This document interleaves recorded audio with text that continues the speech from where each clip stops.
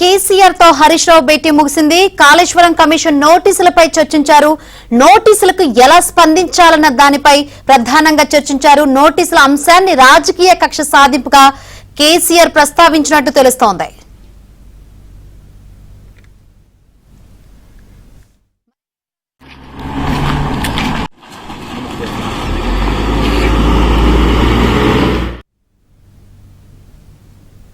మరింత సమాచారం అందించేందుకు మా ప్రతినిధి సుభాష్ సిద్ధంగా ఉన్నారు. సుభాష్, కాళేశ్వరం కమిషన్ నోటీసులు అందిన తర్వాత హరీష్ రావు ఇప్పుడు రెండోసారి కేసీఆర్ తో భేటీ అయ్యారు. ప్రస్తుతం భేటీ ముగిసినట్లు సమాచారం. ఏంటి భేటీ గురించి అప్డేట్స్ ఏంటి?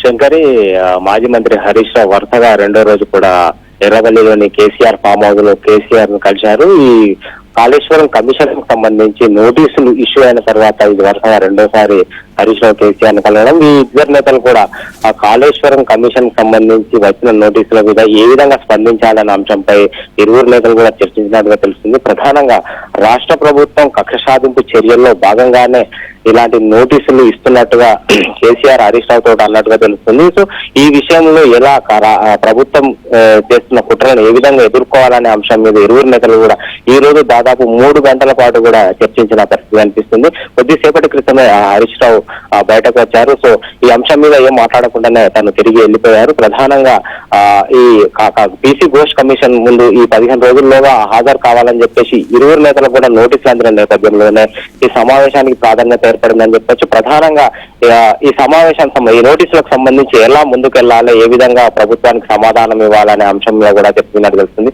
అయితే లీగల్ గా ఎదుర్కోవడమా లేకుంటే ఇంకా కమిషన్ ముందు హాజరు కావడమా, ఏ విషయాల్లో ఏం చేయాలనే దాని మీద కూడా ఇరువురు నేతలు సుదీర్ఘంగా చర్చించారు. ప్రధానంగా గతంలో విద్యుత్ అవకతవకల మీద జస్టిస్ నరసింహారెడ్డి కమిషన్ ఈ విధంగానే నోటీసులు ఇచ్చినప్పుడు ఈ కమిషన్ తనను విచారించే అర్హత లేదు అని చెప్తూ హైకోర్టును కేసీఆర్ ఆశ్రయించిన విషయం తెలిసిందే.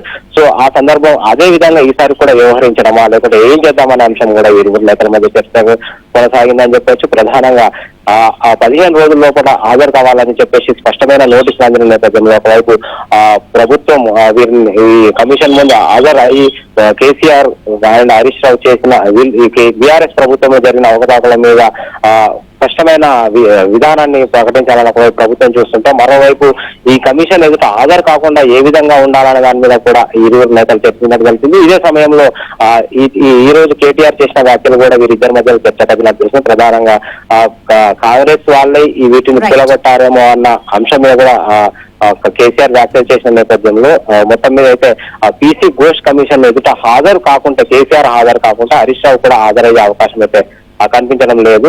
లేదా ఇరువురు నేతలు కూడా హాజరయ్యే అవకాశం చెప్పలేము అని అంటున్నారు. చర్చ జరుగుతుంది. Shankari, right, thank you Subhash.